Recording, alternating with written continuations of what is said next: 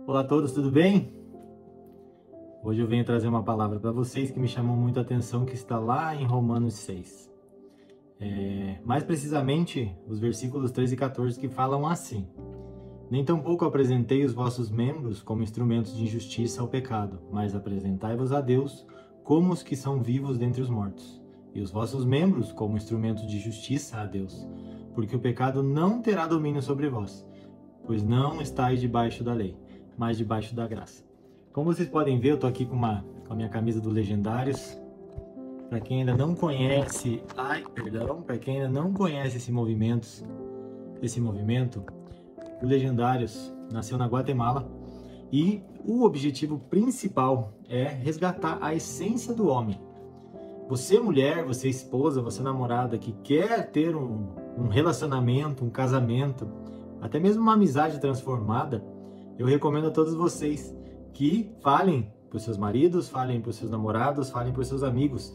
E acredito que todos eles devem, pelo menos uma vez na vida, ir para esse encontro. E eu não estou falando aqui de religião, que fique bem claro isso. O Legendários é um movimento de homens que querem mudar as suas próprias vidas, que querem, através da mudança, que apresentam na própria vida, mudar a parte que lhes convém no mundo, e um movimento que almeja com que todos nós nos acerquemos muito mais a Deus. Então, assim, um movimento de restauração, um movimento de força para o homem tirar essa força interior, para o homem resgatar tudo aquilo que está escrito dentro da Bíblia. Então eu recomendo a todos vocês, você que ainda não fez, você vá fazer.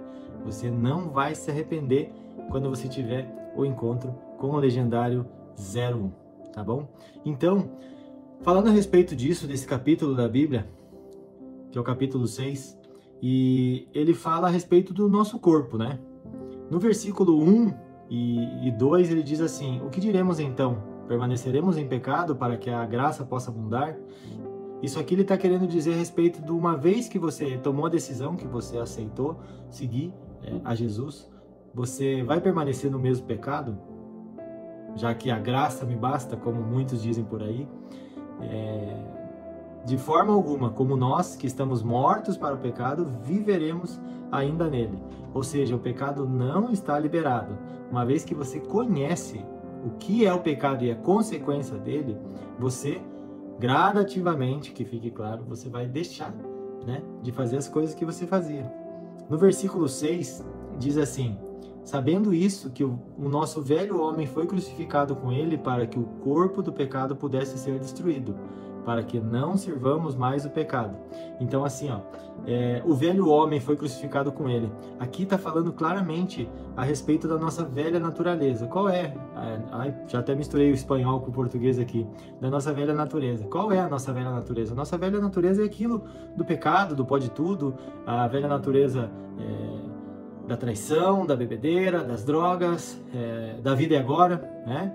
Então, assim, nós devemos alimentar o nosso espírito. E como é que nós fazemos isso? Uma das opções é lendo a Bíblia. Lembrando, a Bíblia ela não é um livro exclusivamente da igreja. A igreja se apossou dela. Ela é um norte, pode-se dizer assim, para toda a humanidade, já que ela foi escrita há milhares de anos e, como todos nós sabemos, ela é atemporal até os dias de hoje. No versículo 11 fala assim: Assim também vós considerai-vos mortos de fato para o pecado, mas vivos para Deus em Jesus Cristo, nosso Senhor. Marcelo, então quer dizer que uma vez que eu tomei a decisão, eu vou viver em função de Jesus. É isso mesmo? Meu amigo, você tem que entender que uma vez que você entende o sacrifício que foi feito por cada um de nós, você não tem mais como viver da maneira que você vivia. Você não tem mais como viver da maneira que você deixava de amar o próximo, da maneira que você passava para trás dos outros, da maneira que você vivia a sua própria vida sem se importar com os outros. Por quê? Porque Jesus, ele demonstrou o amor que nós devemos ter, não somente por nós mesmos. Assim como ele deixou as palavras dele na Bíblia dizendo: ame a teu próximo como a ti mesmo. Ou seja, primeiro você tem que se amar, você tem que se consentir, você tem que saber o valor que você tem, e a partir desse momento você vai conseguir exalar, você vai conseguir potencializar esse amor, fazendo com que outras pessoas sintam ele também.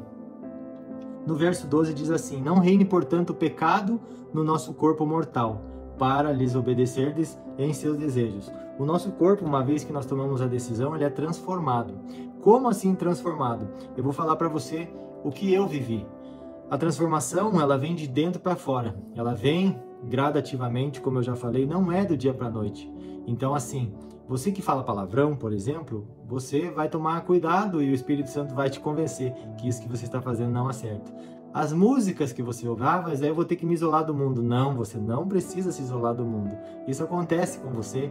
Você começa a ter prazer em ouvir outro tipo de coisa, você começa a ter prazer em falar de maneira diferente, em tratar as pessoas de maneira diferente. E eu posso te afirmar, porque eu tenho um exemplo aqui dentro de casa, Jesus muda até mesmo o nosso caráter, né? A presença de Jesus, do Espírito Santo na nossa vida, ele muda até mesmo o nosso caráter. Eu tenho que cuidar com o que eu vejo, principalmente, né? Nós sabemos que muitos dos pecados do homem, ou da mulher, ou da criança, do adulto, do idoso, ele entra pelos nossos olhos. Então, nós temos que ter muito cuidado com o nosso corpo, principalmente o que está da cabeça para cima. Por quê? É por ali que muitas vezes o pecado entra e sai, que é a nossa boca, as palavras de maldição, como acontece com muitos de nós. No versículo 16 diz assim: não sabeis vós que a quem vos apresentardes como servo para obedecer, servos sois daquele a quem obedeceis, seja do pecado para a morte ou da obediência para a justiça. Então, assim, na parte 16, o que ele quer dizer? Quem é o seu Senhor? Uma vez que nós podemos definir o nosso Senhor como aquilo que nós mais fazemos, ou aquilo que nós damos mais ênfase, mais importância nas nossas vidas. O meu Senhor pode ser as drogas, o meu Senhor pode ser as bebidas, o meu Senhor pode ser a prostituição, o meu Senhor pode ser o dinheiro, o meu Senhor pode ser o meu corpo, né? Pessoas que vivem em função do corpo. Eu não estou falando que é errado fazer exercício físico, que fique claro isso. É importantíssimo que todos nós façamos exercício físico, porque nós temos que cuidar do nosso templo, que é o nosso corpo, que é o templo do Espírito Santo. Mas existem pessoas que tomam infinidade de porcarias, pode-se dizer assim, para aumentar a massa muscular ou para emagrecer, e isso não é algo que agrada a Deus, né? Outra coisa também, muitos dos nossos senhores, até mesmo são nossos pastores, nossas igrejas, nossos filhos. Nós temos que ter cuidado com quem estamos andando, e para isso nós temos que ter intimidade com Deus, para poder ter esse discernimento, né? E no capítulo 23, no versículo 23, eu estou encerrando, porque o salário do pecado é a morte, mas o dom de Deus é a vida eterna, por Jesus Cristo, nosso Senhor. Ou seja, aqui está dizendo que você tem uma opção. Você tem a opção da vida eterna, ou você tem a opção da morte eterna. E aí, qual é que você vai escolher? Espero que seja o número 1, tá bom? Assim como eu fiz essa escolha, essa decisão, e hoje, dia a dia, passo a passo, de glória em glória, como a Bíblia fala. Em nome de Jesus, Deus abençoe cada um de vocês e até a próxima. Valeu? A todos os legendários, aú, aú, aú.